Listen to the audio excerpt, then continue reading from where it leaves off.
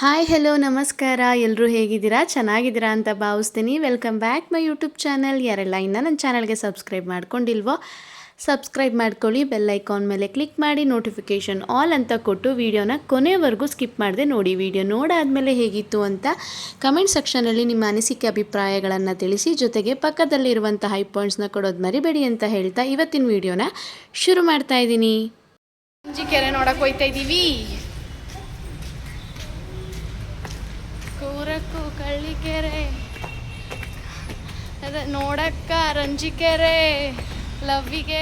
ಈ ಕಾರಂಜಿ ಕೆರೆ ಬಂದು ಝೂ ಪಕ್ಕನೇ ಇರುವಂಥದ್ದು. ನಾವು ಕಾಂಬೋ ಟಿಕೆಟ್ ತೊಗೊಂಡಿದ್ವಿ, ಝೂ ಪ್ಲಸ್ ಕಾರಂಜಿ ಕೆರೆ ಅಂತ. ಇದ್ರ ಪ್ರೈಸ್ ಬಂದು 20 ರೂಪೀಸ್ ಮಾತ್ರ ಆಗಿರುತ್ತೆ. ಒಳಗಿಂದನೇ ಹೋಗ್ಬೋದು, ಅಥವಾ ಸಪ್ರೇಟ್ ಹೋಗ್ತೀನಿ ಅಂತಂದರೆ ಆ ಕಡೆ ಎಂಟ್ರೆನ್ಸ್ ಕೂಡ ಇದೆ, ಆ ಕಡೆಯಿಂದನೂ ಹೋಗ್ಬೋದು. ನಾವು ಅರ್ಧ ಝೂ ನೋಡಾದ್ಮೇಲೆ ಇಲ್ಲೇ ಪಕ್ಕ ಎಂಟ್ರೆನ್ಸ್ ಇತ್ತು ಅಂತ ನಡ್ಕೊಂಡು ಹೋದ್ವಿ. ಬಟ್ ಸಿಕ್ಕಾಬಟ್ಟೆ ದೂರ ಇತ್ತು, ಇಲ್ಲೂ ನಡಿಬೇಕಿತ್ತು. ಝೂ ಒಳಗೆ ನಡೆದು ಸುಸ್ತಾಗಿದ್ದು ನಮಗೆ ಇಲ್ಲೂ ನಡಿಬೇಕಾ ಅಂತ ಬೇಜಾರಲ್ಲೇ ಹೋದ್ವಿ. ಬಟ್ ಬರೀ ಇದನ್ನೇ ನೋಡ್ತೀನಿ ಅಂತ ಬಂದರೆ ಒಂದು ಪೀಸ್ಫುಲ್ ವಾತಾವರಣ, ತುಂಬ ಚೆನ್ನಾಗಿದೆ. ಪಾರ್ಕ್ ಮಾತ್ರ ತುಂಬಾ ಖುಷಿ ಆಯಿತು. ಲೈಕ್ ಒಂದು ಸೆಕೆಂಡ್ ಮಲೆನಾಡೊಳಗೆ ಹೋಗ್ತಿದ್ದೀವೇನೋ, ಸಿಗಂದೂರು ಆ ಸೈಡಲ್ಲಿ ಇದ್ದೀವೇನೋ ಅನ್ನೋ ಫೀಲ್ ಕೊಡುತ್ತೆ ಇಲ್ಲಿನ ಪಾರ್ಕಲ್ಲಿರುವಂಥ ಮರಗಳು, ವಾತಾವರಣ. ಇನ್ನು ಈ ಕಾರಂಜಿ ಕೆರೆ ಬಗ್ಗೆ ಮಾಹಿತಿ ನೋಡೋದಾದರೆ, ಮೈಸೂರಿನ ಹೃದಯ ಭಾಗದಲ್ಲಿರುವಂಥ ಕಾರಂಜಿ ಕೆರೆಯು 90 ಎಕರೆ ವಿಸ್ತೀರ್ಣದಲ್ಲಿ ಹರಡಿರುವ ಪ್ರಸಿದ್ಧ ನೈಸರ್ಗಿಕ ತಾಣವಾಗಿದೆ. ಇಲ್ಲಿರೋ ಮರಗಳು ಕೂಡ ಫೋಟೋ ಗಿಟೋ ತಗೊಳ್ಳೋದಕ್ಕಂತೂ ಸಿಕ್ಕಾಬಟ್ಟೆ ಮಸ್ತಾಗಿದೆ. ನೋಡಿ ಎಷ್ಟು ಚೆಂದ ಇದೆ. ಮೈಸೂರು ಮೃಗಾಲಯದ ಆಡಳಿತ ಮಂಡಳಿಯಿಂದ ನಿರ್ವಹಿಸಲ್ಪಡುವ ಈ ಸುಂದರ ಕೆರೆಯು ಭಾರತದ ಅತಿ ದೊಡ್ಡ ವಾಕ್ ಥ್ರೂ ಪಕ್ಷಿಧಾಮ, ಚಿಟ್ಟೆ ಪಾರ್ಕ್ ಮತ್ತು ಬೋಟಿಂಗ್ ಸೌಲಭ್ಯಗಳನ್ನು ಒಳಗೊಂಡಿದೆ.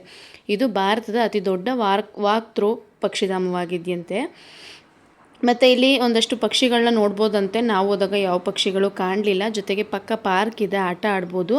ಚಿಟ್ಟೆ ಉದ್ಯಾನವನ, ಜಲಪಾತ ಮತ್ತು ಪ್ರಾದೇಶಿಕ ನೈಸರ್ಗಿಕ ಇತಿಹಾಸ ವಸ್ತು ಸಂಗ್ರಹಾಲಯವಿದೆ. ನಾವು ಒಂದು ಸೈಡ್ ಅಷ್ಟೇ ನೋಡಿದ್ವಿ, ಫುಲ್ ಡೀಟೇಲ್ ಆಗಿ ಹೋಗಲಿಲ್ಲ. ಆ ಕಡೆ ಆಟ ಆಡೋ ಪಾರ್ಕ್ ಇದೆಯಂತೆ. ಬೋಟಿಂಗ್ಗೆ ತುಂಬ ಚೆನ್ನಾಗಿದೆ. ಒಂದು ನಾವೇ ಸೆಲ್ಫ್ ತುಳ್ಕೊಂಡು ಹೋಗೋ ಬೋಟ್ ಇದೆ, ಮತ್ತು ಅವರೇ ಕರ್ಕೊಂಡು ಹೋಗೋ ಬೋಟ್ ಇದೆ. ನನಗೆ ಸ್ವಲ್ಪ ಈ ನರ್ಮದಾ ನದಿ ಇನ್ಸಿಡೆಂಟ್ ಆದಾಗಿಂದ ಬೋಟಲ್ಲಿ ಕೂರೋದಕ್ಕೆ ಭಯ ಆಗುತ್ತೆ. ಅಲ್ಲಿ 800 ಸಮಥಿಂಗ್ ಜಾಸ್ತಿ ಬೀಳುತ್ತೆ. ಇಲ್ಲಿ ನಾವೇ ಹೋಗೋ ಬೋಟಿಗಾದರೆ ಕಮ್ಮಿ ದುಡ್ಡು, ಅವರೇ ಕರ್ಕೊಂಡು ಹೋಗೋದಕ್ಕೆ ಜಾಸ್ತಿ. ಅಲ್ಲಿ ಟಿಕೆಟ್ ಪ್ರೈಸ್ 20 ರೂಪೀಸ್ ಅಷ್ಟೇ. ಬೋಟಲ್ಲಿ ಹೋಗೋದಕ್ಕೆ ಇಲ್ಲಿ ಸಪ್ರೇಟ್ ದುಡ್ಡನ್ನ ಪೇ ಮಾಡಬೇಕು.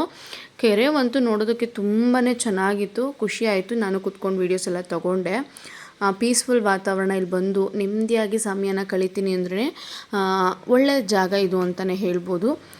ನೋಡ್ತಿದ್ದೀರಲ್ವ ಎಷ್ಟು ಚೆನ್ನಾಗಿದೆ. ಬೋಟ್ಗಳು ಕೂಡ ಇದೆ. ಕಾಲಲ್ಲಿ ತೊಳ್ಕೊಂಡು ಹೋದರೆ ಕಾಲು ನೋವು ಬಂದುಬಿಡುತ್ತೆ ಅಂತ ಹೋಗಲಿಲ್ಲ ನಾವು. ಬಟ್ ನೆಕ್ಸ್ಟ್ ಟೈಮ್ ಮತ್ತೆ ಈ ಪಾರ್ಕ್ಗೆ ವಿಸಿಟ್ ಮಾಡಬೇಕನ್ನೋದು ನನ್ನ ಆಸೆ. ಬರೀ ಇದೊಂದನ್ನೇ ನೋಡಬೇಕು, ಕಾರಂಜಿ ಕೆರೆಯನ್ನು ಒಂದನ್ನೇ ನೋಡಬೇಕು ಅಂತ ಅಂದ್ಕೊಂಡಿದ್ದೀನಿ.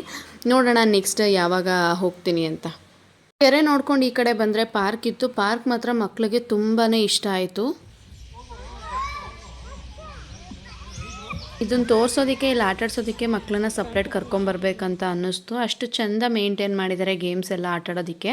ಮಕ್ಕಳು ತುಂಬಾ ಖುಷಿಪಟ್ಟು ಆಟ ಆಡ್ತಾಯಿದ್ರು. ಎದ್ದು ಬರೋದಕ್ಕೆ ರೆಡಿನೇ ಇರಲಿಲ್ಲ. ಬಟ್ ನಾವು ಝೂ ಅಲ್ಲಿ ಇನ್ನೂ ಫುಲ್ ಪ್ರಾಣಿಗಳು ನೋಡಿ ಮುಗಿಸಿರ್ಲಿಲ್ಲ, ಅದರಿಂದ ಸಾಕು ಬನ್ನಿ ಅಂತ ಹೇಳಿ ಅವ್ರಿಗೆ ಇಷ್ಟ ಇಲ್ಲದೆ ಇದ್ದರು, ಫೋರ್ಸ್ಫುಲಿ ಕರ್ಕೊಂಡು ಬಂದ್ವಿ. ಇಲ್ಲೂ ಕೂಡ ಇನ್ನೇನು ನೋಡಾಯ್ತಲ್ಲ, ಇಲ್ಲಿ ಜಾಸ್ತಿ ಟೈಮ್ ಸ್ಪೆಂಡ್ ಮಾಡೋಕ್ಕೆ ನಮಗೆ ಏನು ತಾಳ್ಮೆ ಇರಲಿಲ್ಲ. ಝೂ ಮುಗಿಸ್ಬಿಟ್ಟು ನೆಕ್ಸ್ಟು ಬೇರೆ ಕಡೆ ಹೋಗೋಣ ಅಂತ ಪ್ಲ್ಯಾನ್ ಇತ್ತು. ಏನೂ ಇಲ್ಲ, ಐಕ್ಳು ಮಕ್ಕಳು ಆಟಾಡಿಸ್ಬೇಕು ಅಂದರೆ ಕರ್ಕೊಬರ್ರಿ, ಬೋಟಿಂಗ್ ಹೋಗ್ಬೇಕು ಅಂದರೆ ಬನ್ನಿ. ಅದು ಬಿಟ್ಟರೆ ಸುಮ್ಮನೆ ಟಿಕೆಟ್ ತೊಗೊಂಡೆಲ್ಲ ವೇಸ್ಟ್ ಮಾಡಿ. ಇದು ಒಂದು ಕಾರಂಜಿ ಕೆರೆಯ ಚಿತ್ರಣ ಹೇಗಿದೆ ಅಂತ ಹೇಳಿ. ನಾನಂತೂ ನೋಡಿರಲಿಲ್ಲ, ಇದೇ ಫಸ್ಟ್ ಟೈಮ್ ನೋಡಿದ್ದು. ಇಷ್ಟು ಹೇಳ್ತಾ ಈ ವಿಡಿಯೋನ ಎಂಡ್ ಮಾಡ್ತಾ ಇದ್ದೀನಿ. Thank you for watching. I hope ಈ ವಿಡಿಯೋ ನಿಮ್ಮೆಲ್ಲರಿಗೂ ಇಷ್ಟ ಆಗಿರುತ್ತೆ ಅಂತ ಭಾವಿಸ್ತೀನಿ. ಏನಾದರೂ ತಪ್ಪನ್ನು ಹೇಳಿದರೆ ದಯವಿಟ್ಟು ಕ್ಷಮಿಸಿ. ಈ ವಿಡಿಯೋನ ಫ್ಯಾಮಿಲಿ ಫ್ರೆಂಡ್ಸ್ಗೆಲ್ಲ ಶೇರ್ ಮಾಡಿ. ನೀವು ಹೋಗೋ ಪ್ಲ್ಯಾನ್ ಇದ್ದರೆ ಹೋಗಿ ಅಂತ ಹೇಳ್ತಾ ಬಾಯ್ ಬಾಯ್, ಮತ್ತೆ ಸಿಗೋಣ. Thank you for watching.